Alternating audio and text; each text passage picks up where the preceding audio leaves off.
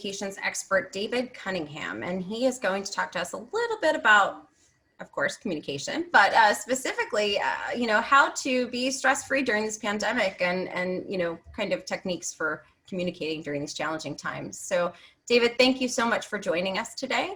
Great to be with you. And can you do us a favor, tell us a little bit about yourself and the work that you do? I am a communication expert, as you said, with Landmark Worldwide.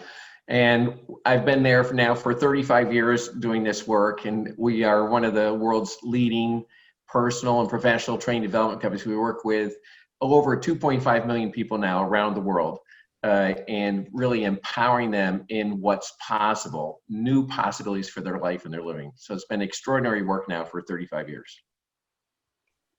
So David, tell us, what exactly does a communications expert do? Well, we work with people in all of our programs. We work with people. See, at the heart of living is the communication we have with people.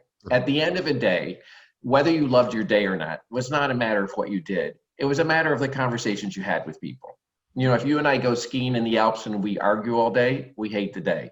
If you and I clean the garage and we have great conversations, we love the day.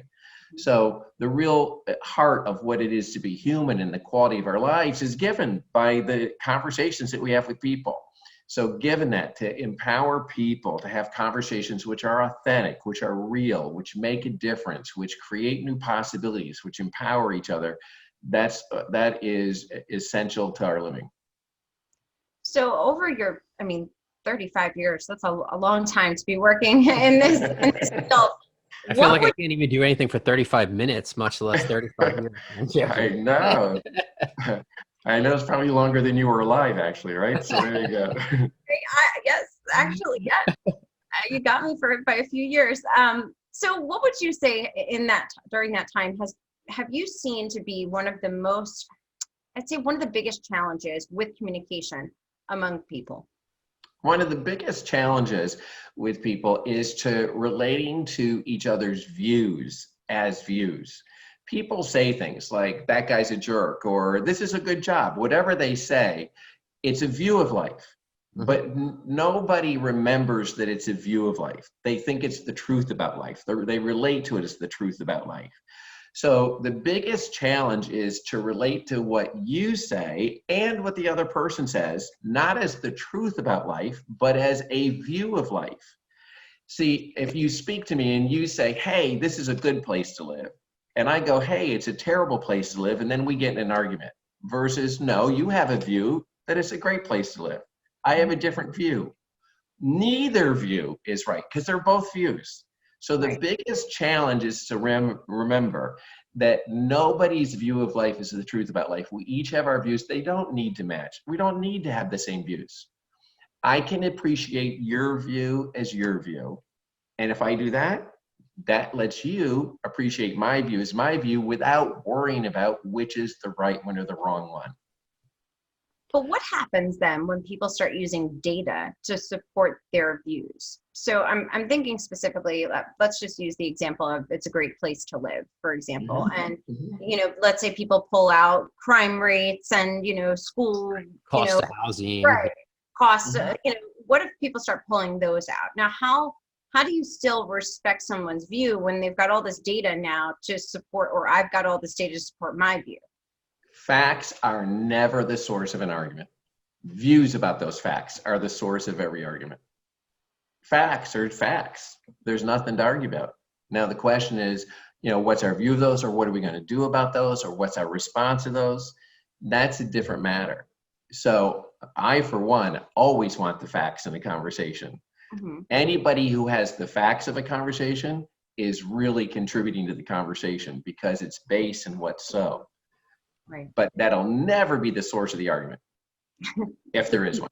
So is there something, because we've all met these people, right? There are people that will argue almost over anything. It doesn't even matter. You could be saying the same thing that they're saying and they'll argue with you over it, right? Is there something innate in certain people that make them want to disagree or argue?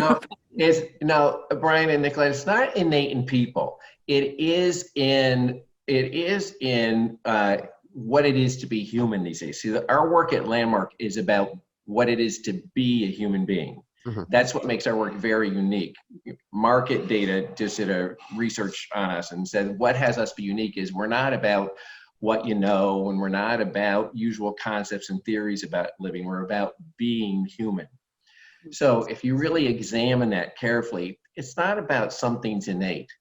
It's we're born into a conversation. The whole world, when you and I were born, the world was already talking. And fundamental to that conversation was what's right, what's wrong, what's good, what's bad, what should, what shouldn't be. You and I inherited that. All human beings on earth inherited that conversation, that language. Now, what's important about that is this. How you see the world is a function of the language you have. So you speak and then you see, said simply. So the language we have has us see the world a certain way. So if ingrained in us is language of some things are right, some things are wrong, then when you and I look out at the world, we don't see weather, we see right weather, wrong weather. We see it that way. The language has us see it that way. So the point is, no, it's not innateness. It's not like that's some quality we have. It's a function of being used by the language and the conversation we were born into as a society, and not stepping back and being able to see, hey, wait a minute, that's language that has us see life a certain way. What if we step back and look newly? Mm-hmm. So how do people, because I'm a true believer in that too, right? Like I always use the example of like I will versus I'm going to, right? When you look at it as I will, you're going to do something versus I'm going to, it's in the future. I don't need to act on it now, right? Mhm. So how do you change that? How do you change that when people are sort of, born into that conversation? Let's say, I'm using your words there, right? Born into that conversation where it's a view of right and wrong, and maybe they're viewing it more wrong than more positive. How do you change that? How do people change that? How do they go about changing that for themselves?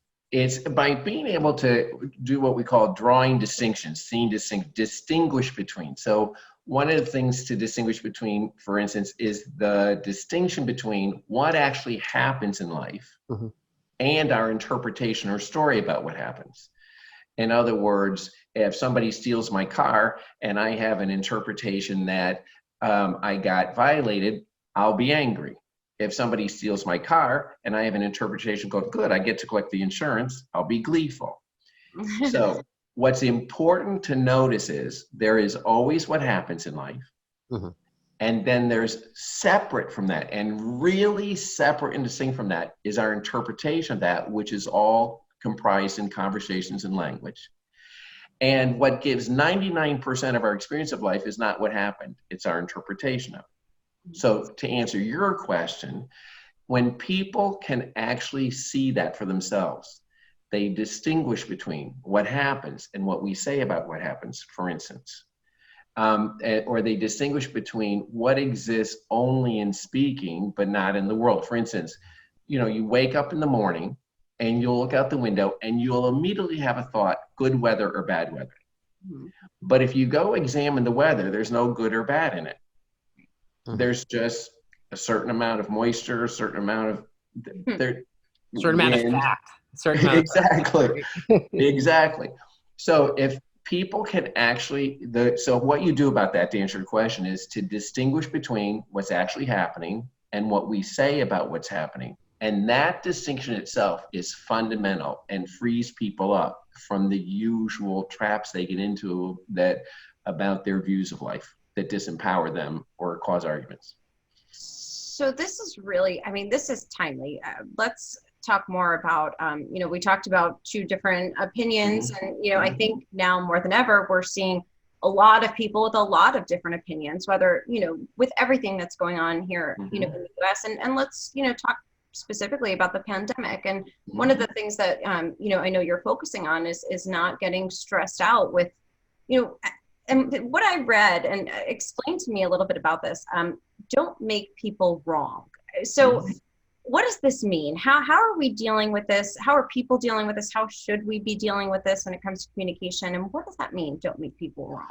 Well, one of the first things I think we have to be responsible to is we actually are with certain people, often more than ever before. In other words, many of us are in homes for instance, I traveled extensively. I don't do that anymore. So now I'm home with my family. Many people are in that case. It's children home from school.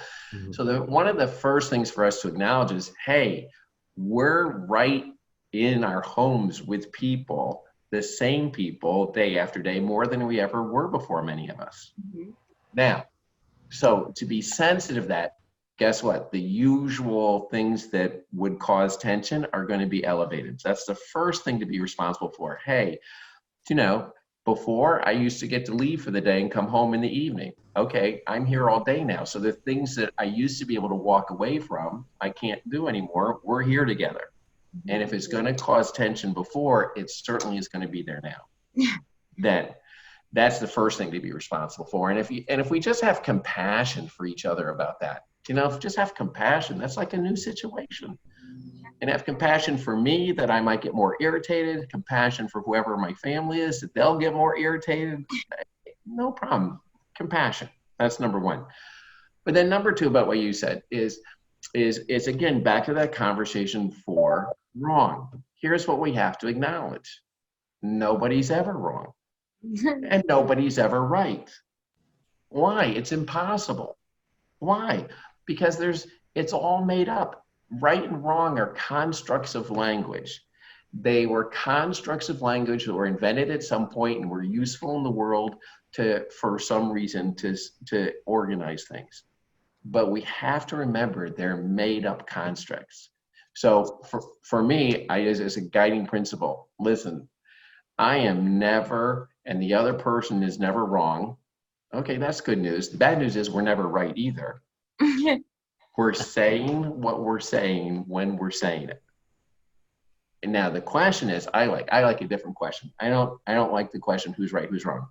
Here's the question I really empower myself with and encourage other people.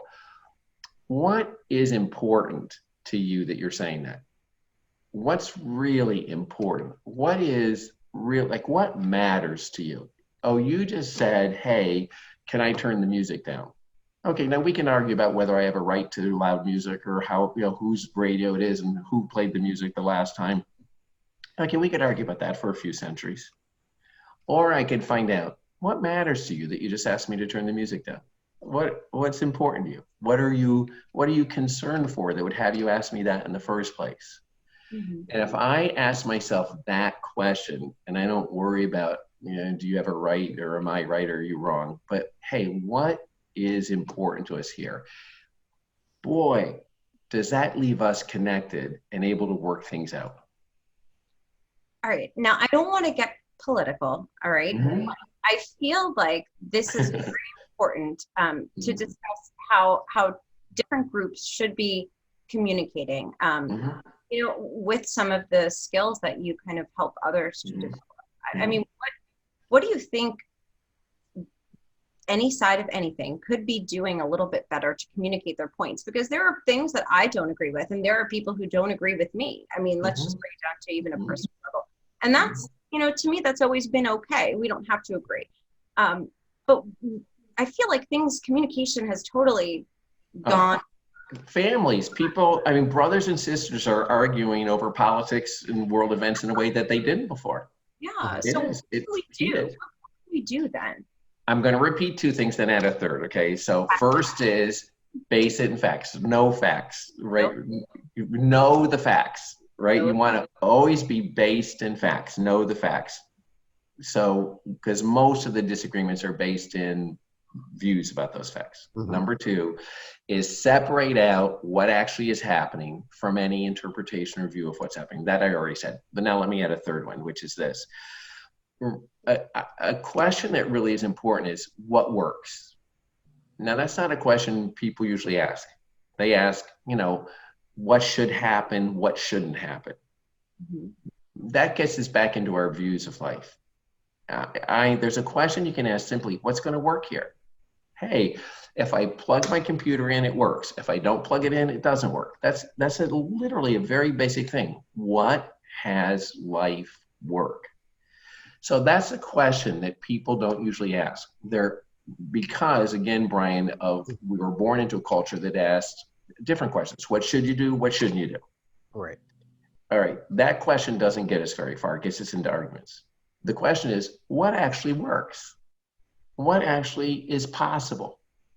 What actually makes a difference? What actually, I like this one, what inspires? This is, at Landmark, we deal with what moves, touches, and inspires. That's a question we ask. What moves, touches, and inspires people? Inspire. Expires when life goes out of something. Inspires when life goes into something. So a question to keep in front of us is, hey, what inspires? What gives the most life to the most people? Mm-hmm. So those are new questions that we haven't engaged in, both as individuals, as families, as organizations, and socially. We haven't engaged in those questions. Those are new questions that I invite us to take on. What works, what's possible, what makes a difference, what moves, touches, inspires. And let by the wayside some of those old questions. Who's right, who's wrong, what should, what shouldn't happen. Now you mentioned family. So let's, because this is something, you mentioned brothers and sisters, debating about this. And I've seen people in my family not speak to each other because they disagreed on Really? Yeah. really bad. I mean, It happens a lot now. It's happening a lot more, I think, than it used to. So what is your advice then to let's say those two family members in a disagreement, on the family level, right? Not talking we're going to change the world, but just, I see things my way, you see things your way. And sometimes the other person wants that other person to see it that way. Do you ever, do you notice that? Yeah. I think, though, before that, we missed something. And I think that what we really want is to be heard. We don't necessarily have to have other people see it our way as long as we know they've heard us. And you'll notice, so being heard is critical. You'll notice if somebody's not heard, they repeat themselves. So if I go, anything like I need to leave now, and you don't respond, I'll go, hey, I need to leave now. And if you don't respond, I'll go, excuse me, I need to leave now. So you'll notice the more I have the experience of I'm not heard, the more I'll repeat myself and the more energy I'll have behind what I'm saying. So the first thing, Nicola, is listening. So most people think that the real important part of a conversation is talking. No, maybe the real important part of a conversation is listening. And you don't have to agree with the other person. You can listen to anything they say. All you're doing is listening. Let me hear what you're saying. And you go first. I always, I'm by a go first rule guy. Like, go first. You be the one that listens first. Don't make them, listen first. And once the other person has the experience of being heard, they don't have to repeat themselves and they don't have to argue about it because they've been heard. And so letting the person know, I heard you. I may not agree with it, but I want you to know I heard you and I understand, what you said. And I appreciate your view of the matter. But at the same time, we still need to allow people to say what they want to say, right? Yeah, no. And then guess what? Then the other person will go, it'll be, now, can I tell you what I think? Right? But you've created an environment in which people are listening to each other. So it's not one person listens, the other person doesn't. No, you're creating an environment where listening is as important as the speaking. And if you create that in the relationship, and somebody has to go first and be the one listening, I'll listen. And then that becomes important in the relationship, is listening as much as speaking is. Okay, so I have a question. Then what role does social media then play in communication when people are, and I'm guilty of doing this too, repeating, the same things over and over in an outlet, in a social outlet? Why are we doing that? Well, because there's no listening. It's all speaking.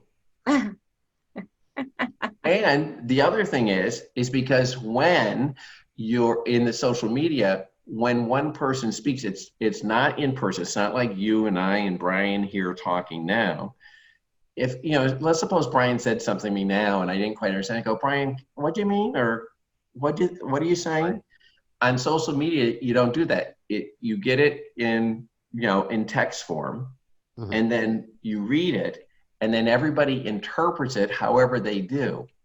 It is so subject to misinterpretation. and there's no room for, so then you send back, if you do respond, you'll send back, you won't be responding to what they said. You'll be responding to your interpretation of what they said. And that's where the conversations are just like two ships passing in the night, as they say, right?